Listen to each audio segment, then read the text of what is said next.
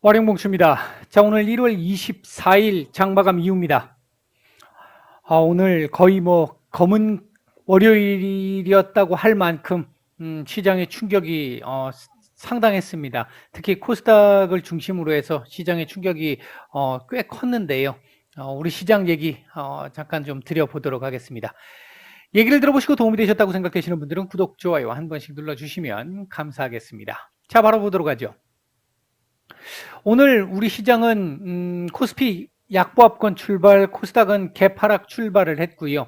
출발 이후부터 쭉쭉 밀리는 모습들이 나왔었고, 코스피 같은 경우는 대략적으로 한 점심시간 정도를 기준으로 바닥을 잡기 시작하는 1차적으로 아침 10시 무렵 좀 바닥 잡는 시도가 한번 나왔는데 실패를 했고, 점심시간을 전후로 해서 바닥 잡는 신호가 다시 이제 조금 나왔고요. 오후장 막판에 살짝 들어올리는 정도, 근데 만족스러운 정도는 아니었습니다. 코스닥은 그에 비해서 훨씬 더 하락폭이 좀 컸던 하루의 모습이었는데요. 오늘 그러면 왜 이렇게 하락을 했느냐? 어렵습니다. 잘 모르겠습니다, 사실. 분석하는 사람들 중에 우크라이나 지정학적 리스크를 얘기할 수도 있을 것 같습니다. 어제도 말씀을 드렸습니다만 대사관 직원이라든지 그 가족들, 그러니까 직원이 아니라 대사관과 대사관 직원의 가족들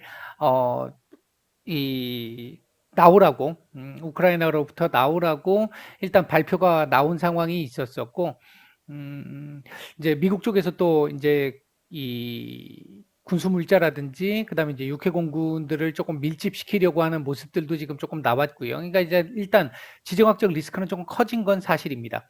그런데 그 지정학적 리스크가 우리나라에만 해당을 할까요? 오늘 보면 홍콩이 한 1% 정도 밀렸고요. 그 외에는 나머지는 전반적으로 오른 나라도 있었었고, 떨어졌다 하더라도 약보합권 정도 수준이었고, 크게 우리처럼 이렇게 충격적이지 않았습니다. 우리 시장만 이렇게 나왔고요. 더군다나 나스닥 오늘 지금 현재까지로 놓고 봤었을 때 나스닥 선물도 상당히 좋죠. 나스닥뿐만 아니라 S&P 500도 그렇고요. 상당히 좋습니다. 우리 시장만 이렇게 지금 밀린 건데, 일단은 최근에 우리 시장의 이 투심이 매우 좋지 않은 상태에서 오늘 외계인들의 매도가 상당히 많이 나왔죠. 그나마 동시효과에서부터 시작해서 지금까지 해가지고 지금 좀 주워 담고 있습니다.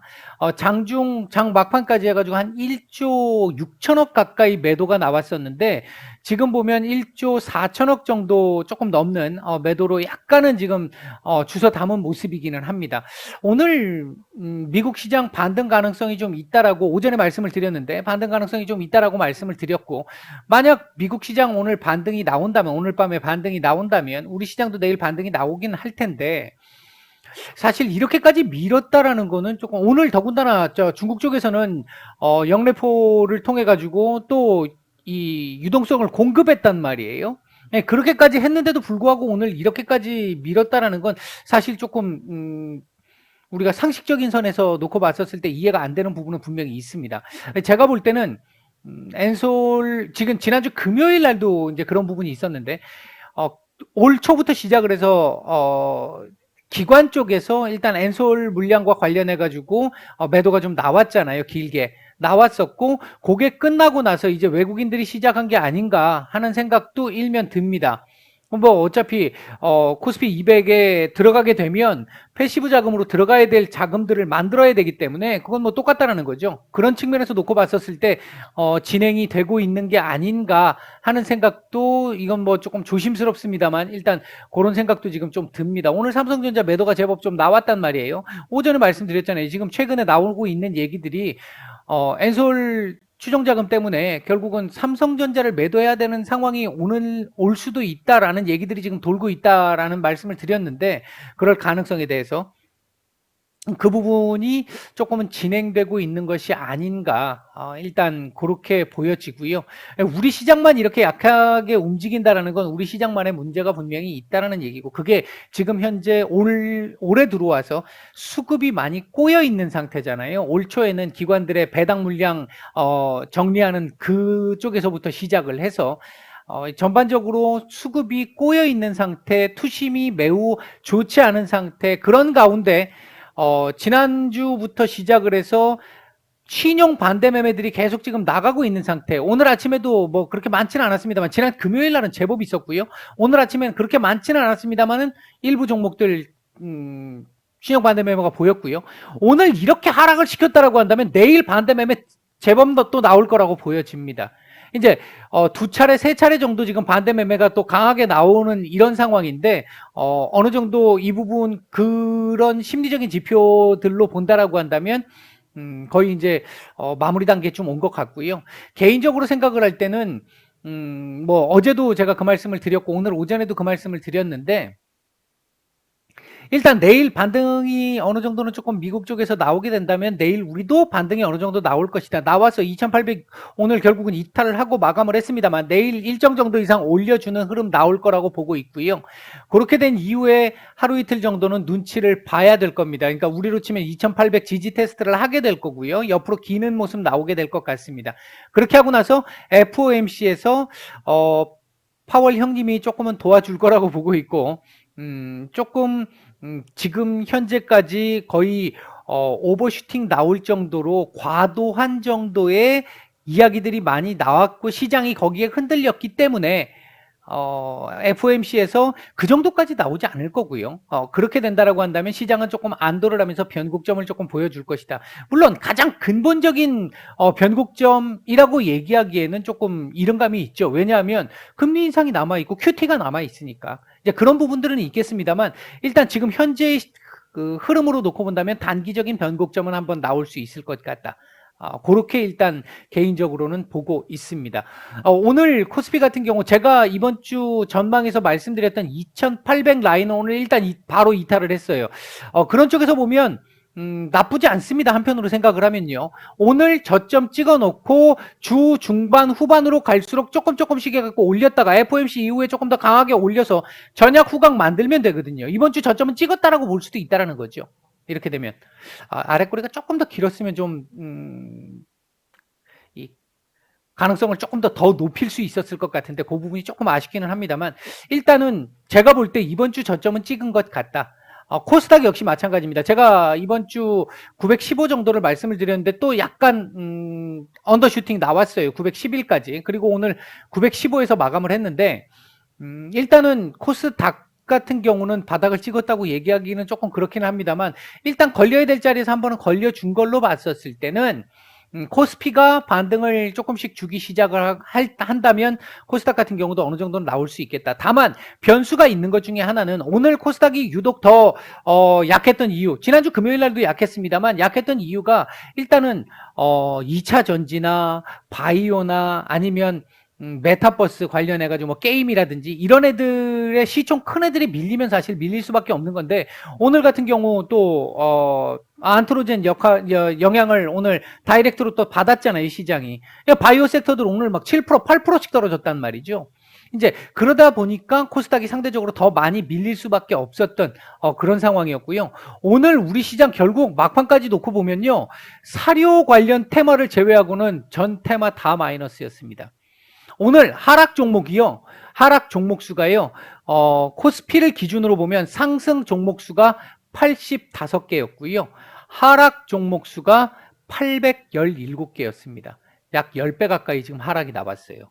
코스닥 같은 경우도 155개 종목이 오늘 상승을 했는데 하락은 1279개. 그래도 마지막 동시효과에서 조금 상승 전환된 부분이 있네요.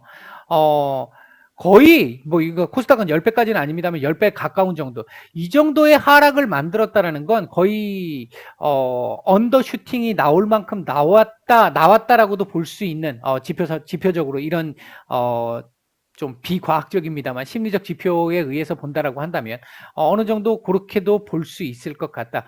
일단 개인적으로는 그렇게 보고 있습니다. 이번 주 흐름까지 전체적으로 봤을 때요.